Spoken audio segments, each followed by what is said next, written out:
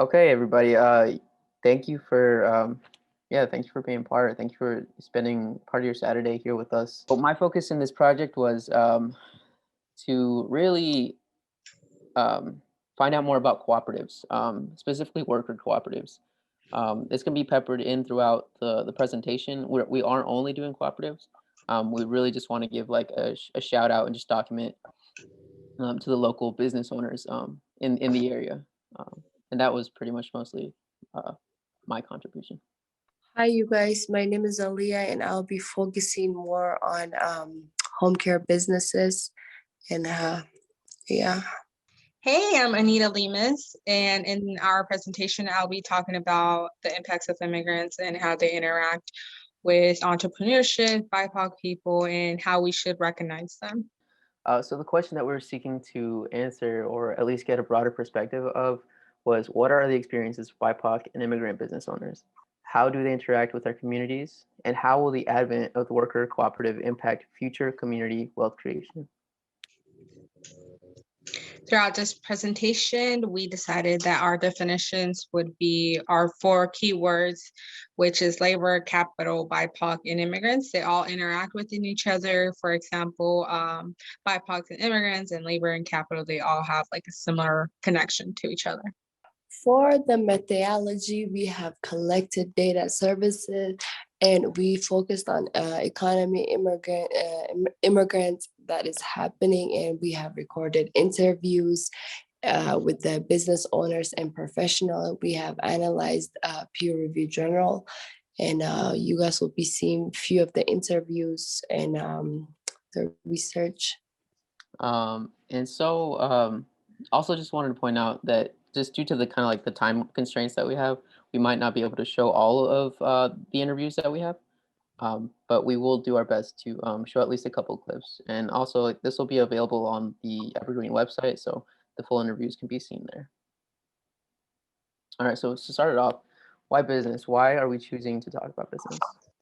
Well, business is pretty much everywhere you look, right? We step outside and we see businesses of all sizes, relative to, like, a lot of them relative to their community. So, or if you're in a small community, there's usually small businesses. If you're in a larger community, there's usually larger businesses. And so this kind of also plays into the culture of that community. But also businesses are pretty much like the way usually to promote economic or to stimulate economic flow. And we all know that economy or having access to adequate resources makes one a little bit more secure as far as like you're able to feed yourself, you're able to clothe yourself, you're able to have like a roof over your head, and all of this kind of ties in with like your access to business, your access to resources.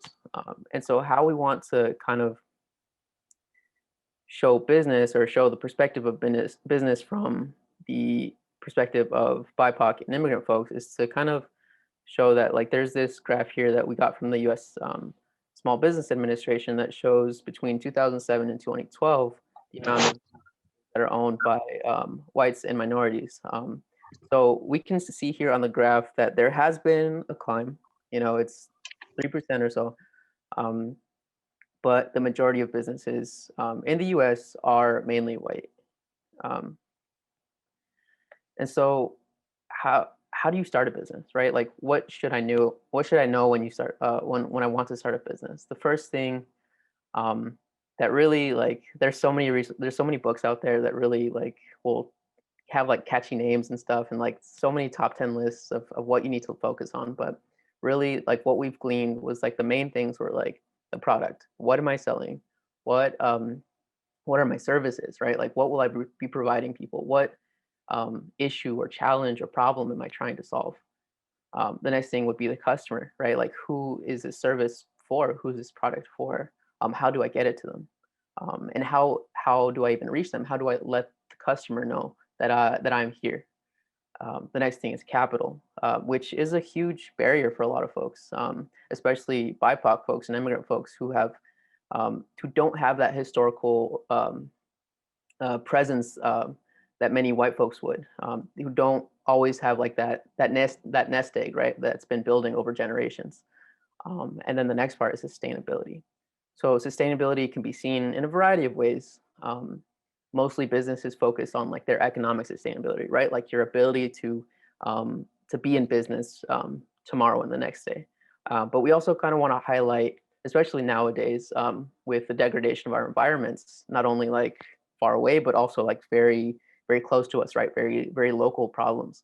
Um, we want to highlight and promote a sustainability that is also environmental.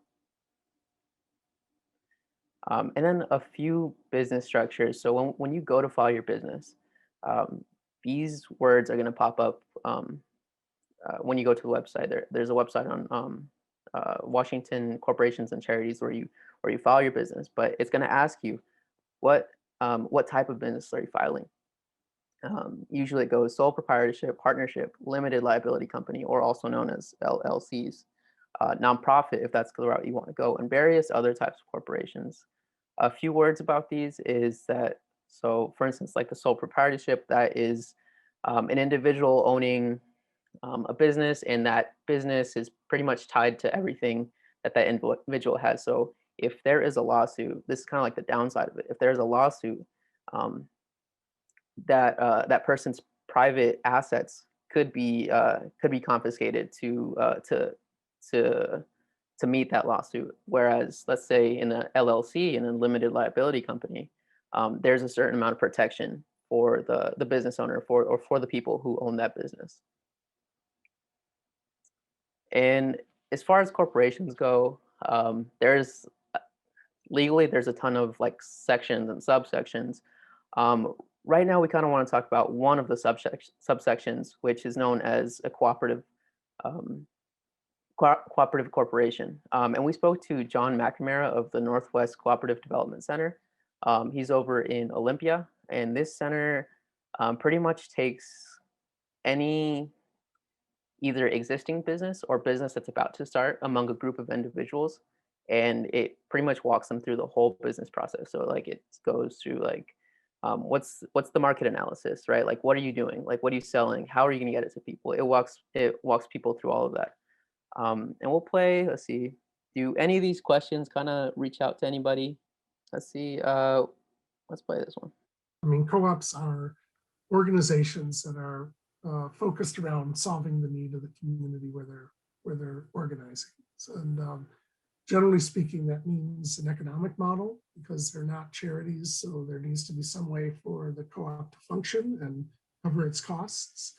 But they're also at-cost organizations. So their primary purpose is not to create profit. It might be to create better wages. It might be able to, create a better market for the member of the co-op, but it's the co-op itself is really operates on kind of a break-even model. So it's not focused on just driving and maximizing return of investment. And that's a really important point that we'll be looking at further down in the presentation is the priority of the cooperative. The cooperative doesn't exist to maximize profit, but rather to keep its people working. And then we'll go a little bit on this guy here. So, in the worker co-op world, it's really changed a lot. The worker co-op world tends to be younger and much more diverse than the more traditional producer and consumer co-ops. So you do find a lot more people of color and BIPOC populations. So the largest worker co-op in the country is Cooperative Home Care in New York. And it's about 2,500 people. I think they are something like 60% Latinx and like 30% Black, their membership. Right, and so once again, like this, the entire interview will be available on the site. But that's just kind of like give us a primer on what exactly cooperatives are. As John mentioned about why BIPOC, just about half of our population is BIPOC.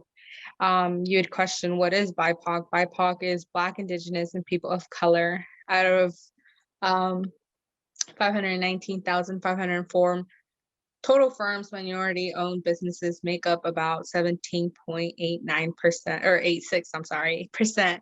Aaliyah will go on and explain how BIPOC has affected the United States and how we can help with home care businesses. Okay, what is a home care? I'm just gonna start off with that. Home care is a place where a lot of elders people go to take care of, and they are usually assigned to caregivers, and they are provided for them. Caregivers help them with their meals, medication, bath them, sleep, and much more. There are a lot of different kind of home cares. There's a personal home cares, and company, private nursing, and home care, healthcare. And once again, just to reiterate John's mention of Cooperative Home Care Associates, this is the largest cooperative in the United States, and it's mainly BIPOC. Okay, why BIPOC home care owner services? Okay, in our society, BIPOCs are not taken care of in generally. They are often dehumanized. When there is discrimination against a certain group, it's often our elders that get impacted mostly. They are targeted because they seem the weakest. Caregivers are not only taking care of them, but also advocating for them against the danger that they might face as a BIPOCs. An example of that happened recently is the circle that has been around Asian hate. You guys remember as COVID has happened, a lot of Asian people actually got infected with that because people are saying, "Oh, it started in China. Oh, it started this, that." That's one of them. And many of our elders may feel safe in the hand of caregivers who look like them. The home care industries are mostly run by white people. We need more BIPOC homeowners and business home care business owners. Our elders can have a wide choice, and they could feel safe and meet their culture needs with someone they actually know who they are or have a background connection with them. And next slide. I did an interview with Demma Adams. She has a home care. I'm just gonna summarize a little bit the interview for you guys since I don't have the video. She has a home care and she started a while back. She is an Ethiopian immigrant who has lived here for 7 years. And as she settled down and her business was going very well with her, the city decided to buy a lot of small businesses for, I guess, for land or needing of something from the land. She faced a lot of struggles due to lack of English, having to get a paper from the city, and also not having a translator. So that was one of the struggles that she faced, but it took her a while to get settled back around Federal Way. And she couldn't open home care. She had to start small businesses again from scratch, which is a clothing business. So that's one of them. And this next video is an interview that I did with Jan Parker of Jan Parker Cookery in Tacoma. I had the privilege of working with Jan pretty much through the winter this past 2020, and it was amazing. She's an amazing cook and super involved with the community. We can play just a little bit of this this video just so you can see. But I highly recommend looking out like on Instagram or just kind of seeing, like, she's usually at farmers markets and other pop-ups around Tacoma. For our team to feel supported. Identity, do you consider yourself BIPOC? Yeah, I do. And how does that identity, that general identity, inform like your practice or the way that you work? Indeed. For me, the reason why I'm loud and proud about being BIPOC, I pretty much have it on my social media, and I always talk about it in business groups that I'm in or any social aspect. It's just being able to be seen and represented within this area, and maybe even in the world, because I have reach within international spaces, but it's really important for people to see people like me in business that are thriving, that have happy teammates within our community. That's really what it comes down to.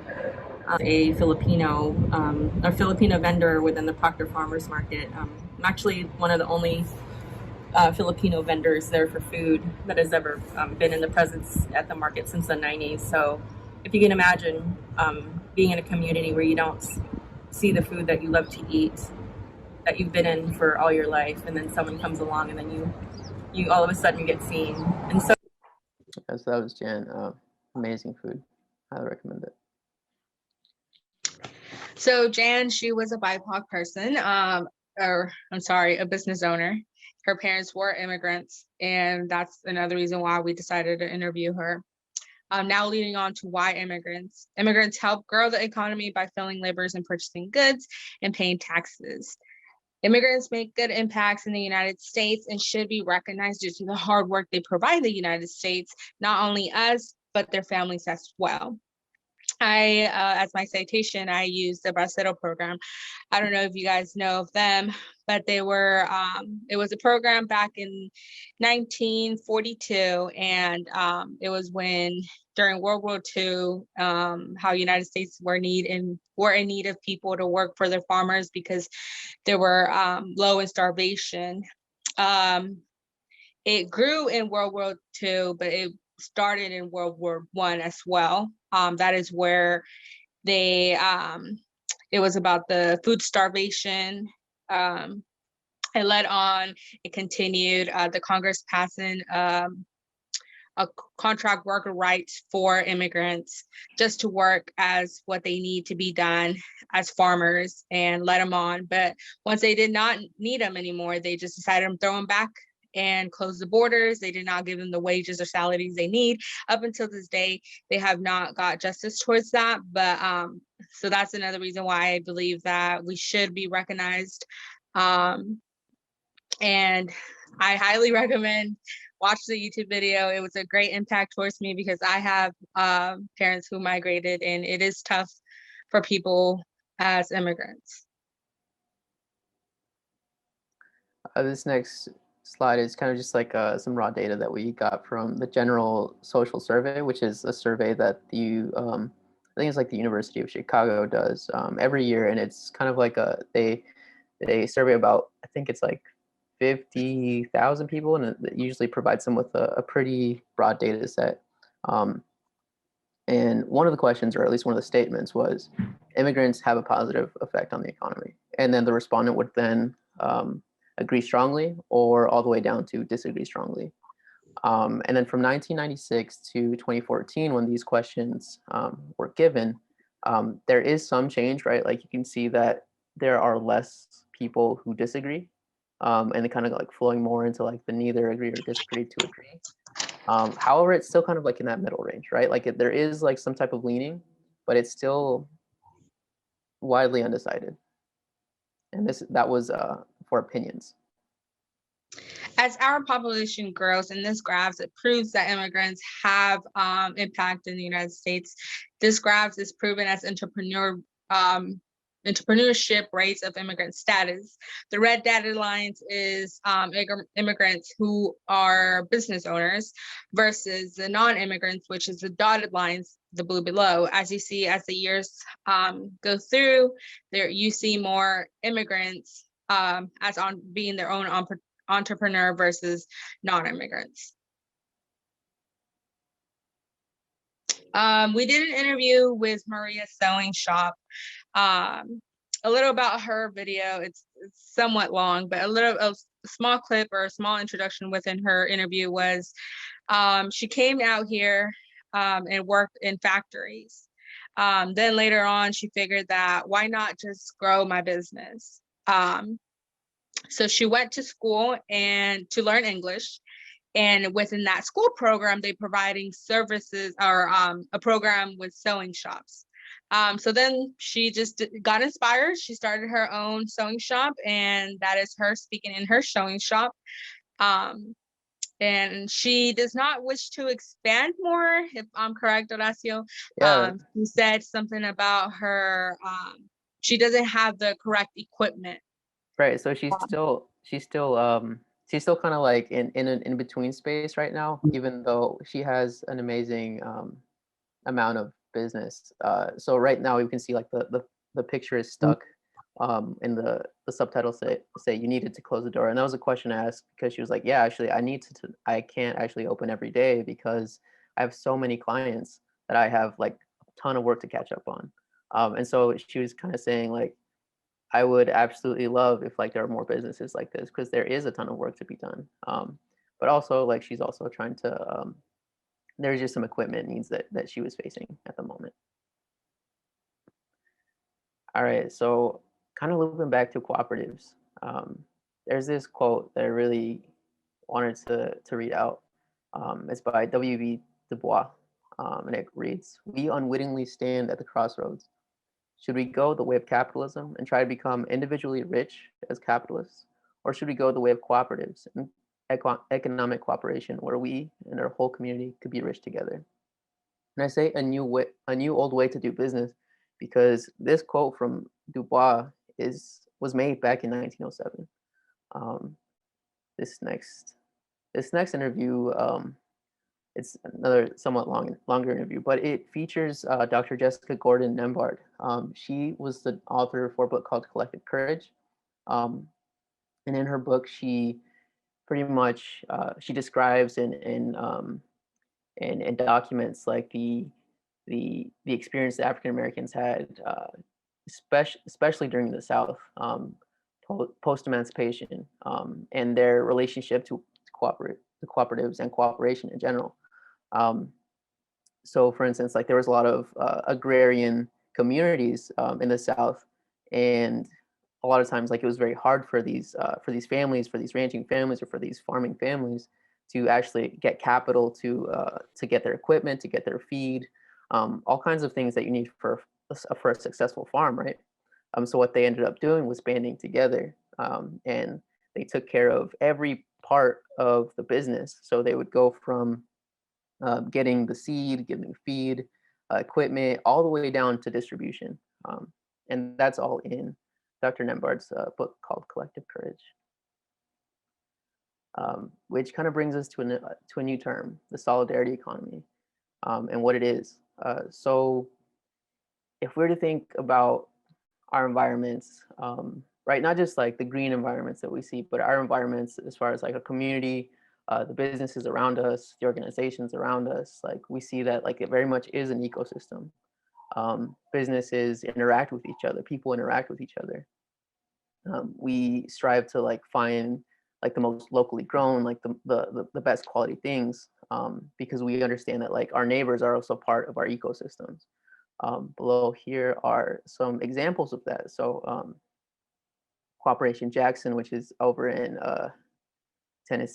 Tennessee, is a big one, where they have just like this overarching organization called Cooperation Jackson. Under that organization are many other cooperatives that all help each other out during times of crisis or times of need, or just if they need a loan, right? Like they give each other low interest loans or sometimes no interest loans. And there is another one over in Richmond in the Bay Area. And then just this last example of the solidarity economy within a single corporation is the example of Mondragon. Mondragon is a cooperative in the north of Spain, in Basque Country, and they did something really kind of unheard of during the 2008 economic crisis, and I'll show a little bit of what that was.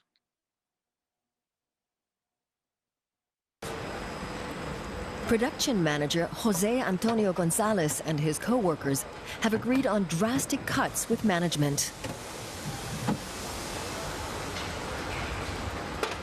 At the end of the day, we don't owe anybody anything. We workers are lucky to be part owners. We are the people who have to decide what to do and how much to cut our wages, how much we have to sacrifice. That's how we'll get by.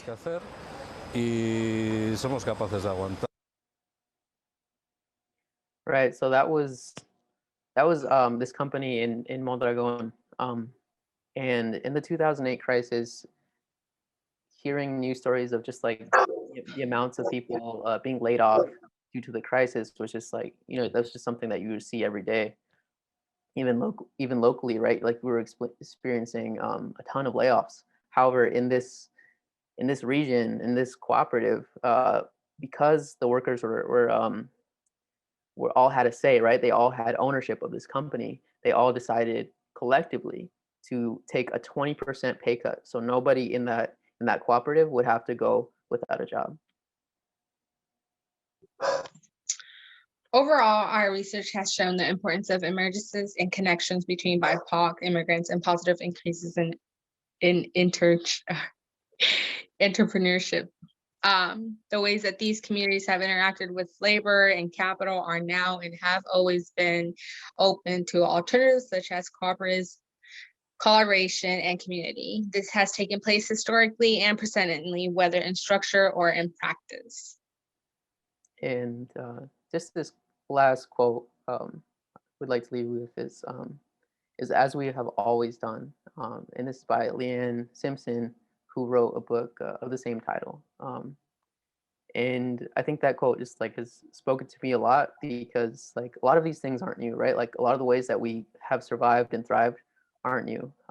They may be getting like rediscovered by certain subsets of the population, but we have like we have existed and continue to exist because of our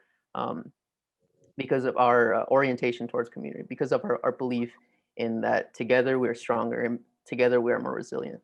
So yeah, that's the presentation. We've got some local resources for folks who might be interested in learning more about business and how to start a business. And yeah, special thanks to the business that we worked with. That is all.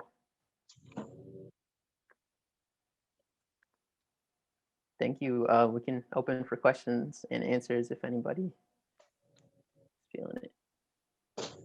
I'm wondering, what was it that drew you to this project, and where the inspiration came from for looking into these kinds of businesses? I'm laughing because I think, well, immigrants itself, I have a background history just because of my parents who migrated out here. But the whole research project, honestly, let's give it thanks to Horacio, because he actually wants to grow his own business. So I'll leave it for Horacio for his inspirations on that. I appreciate it. Thank you, Anita. Yeah, so like all of these things, I think we all have like a pretty personal, like, right, we are BIPOC, we are immigrants, we're children of immigrants. But I think for me, like, I do want to start my own business, but I think like I also want to like begin to build like economic strength, right? Like I think it's important to like, live in the moment and like live for yourself and live for your community in the ways that you need to. But I think a big thing that like always really saw that I saw was like we just don't have like an ability to take care of ourselves sometimes. And what that means is like, really building our capacity to clothe ourselves, to grow our own food, to do our own labor. Like we're so capable. And I think like that makes us dependent on like other like businesses that are outside of our communities. That makes us dependent on like the state to do whatever it does. And it's usually violent, right? Like it's usually coercive. And so really it's like it's business, for me at least, like is a way that I take back like my own autonomy and my community's autonomy. Les, you had a question? Yes, thank you for this presentation. It's very well put together, and it relates to a lot of the consistent struggles with, from the founding of this nation. I relate to when you're talking about the cooperatives and the history of cooperatives, how folks that weren't in that, white male landowner category, how they made it. They grew their own food, they treated themselves with their own medicines, and had relationships and communications with, you could say immigrant populations or whatever it was back then. And in relation to now, the loss of that, in lots of BIPOC community, but the reinvigoration through immigration to, have those services provided. There's a necessity, like Mary's sewing shop. When in my history, I didn't know that there was a sewing shop that would put together, there was tailors and things like that, but it's like a local, like down the street, you might have a friend that mom could sew, things like that, but not an actual business. So that is created out of that struggle. And for y'all, in the businesses that are being created and in this co-op, how do you keep it more grassroots and grounded in, that establishment of that while trying to cater to the state? It's that I have my own business, and it's always tricky because you want to be free spirited and do your thing, but then you got to pay taxes or whatever. How do you, did you run into obstacles with that in your conversations? Yeah, I think positioning ourselves or having the perspective that like I'm not catering myself to the state, right? Like I'm rendering unto Caesar what is Caesar's, right? Like I'm giving them their portion that they feel that they need to have, but like this is ours. And like I think that it goes to the sense of like I get to choose like who I sell my labor to, or I get to like own my own labor. I get to say like, okay, these people want to contract me for this. Like, do I want to do that? Like, and sometimes necessity is a big thing, right? But like, for instance, when I used to work for Jan Parker at her pop-up, sometimes you just get like really rude people coming up to you and very entitled and saying like, you know what, like I want this, this, and this, and like, and they'll flat out disrespect you right there and then. And part of like owning your labor, part of like having that autonomy is being like, you know what, like that's not how this is going to work. Like you don't get to just because you have money doesn't mean like you get to like call the shots around here. And so like it's definitely like a day-to-day practice, I would say. Thank you. And it's hard. Yeah. It's not easy at all. No. Could always make a church, then nobody's going to tax you. Yeah. Lester, just to add on to that, we actually we questioned Maria if she had any like assistance from like, whether it's help with loans, whether it's, any small foundations or anything like that. And she did answer that she get offered loans, but within her answer, she said, I did not accept it. And I think that's where Horacio came in and understood like, yeah, it's not your shop. You don't take owner part of that. I get it. I understand. I need the money, but I'm not going to take your offer and make it yours. I think when building your own business, as all our interviews, what was her name? Jane Parker, she said, when you make your own business, you do it out of love. You don't just, make a business to make money or grow money. No, you really want to grow within your community, help those who are in need and where they are in need. And sprout that love and let them know that you're not just doing it for money. You're doing it because those are your roots. Those are something that you love to do. That's something you want to grow with. Yeah, and if I could chime in a little more, that is critical because, like as Horacio said, pay your little bit to Caesar, but in true autonomy, we're working in cultural respect to each other if we develop the co-ops, because like the Spanish model of the co-op where the folks took a 20% pay and cut. They're in control of what is the wealth that's created. And then they can control what negative or positive aspects of that, because culturally they've established strength in that. and Right. transferring that cultural strength to other businesses and using it, like say to get to barter and trade, or we have to have that strong cultural affiliation in our businesses, you know what I'm saying? Mhm.